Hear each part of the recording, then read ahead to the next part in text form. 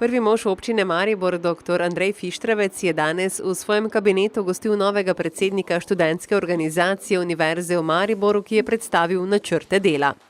Ja, eden izmed načrtov je definitivno spopadanje s stanovanjsko problematiko za mlade, za študente je relativno dobro poskrbljeno z naslova študentskih domov. Po drugi strani pa, kot sem omenil, sodelovanje pri sami prireditvi Lampiončki, ostalih projektov, snovanje tudi idejno za rešitev te stanovanjske problematike. Stanovanjska problematika pa ni edina točka, v kateri je danes tekla razprava. Največja prireditev študentske organizacije Univerze v Mariboru, Lampiončki, ostaja na dosedanji lokaciji. Mestna občina je sicer oporni člen pri izvedbi prireditve. Zdaj, v zadnjih 2 letih so velike korake naprej storjeni v smislu varnosti, javnega reda in miru in tudi komunalne urejenosti celotne prireditve. Mi se zdi, da velik dosežek, da zjutraj po prireditvi v študentskem naselju ni bilo videti, da se taka velika prireditev zgodila. Študentska organizacija ne organizira zgolj prireditev, ampak ima širši spekter aktivnosti na različnih področjih.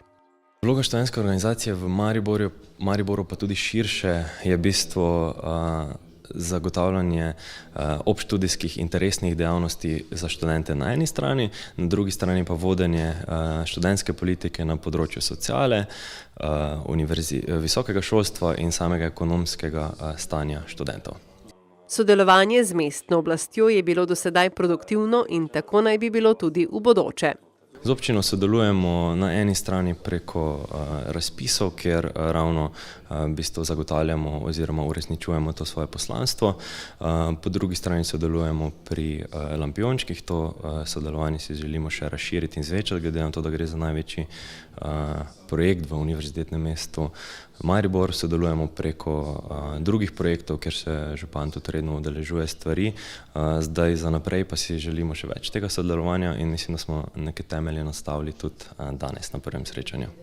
Trenutno vodstvo ima 2-letni mandat. O uresničitvi načrtov z mestno občino Maribor bo tako moč govoriti po poteku mandata oziroma ob samih projektih, pri katerih sodelujejo.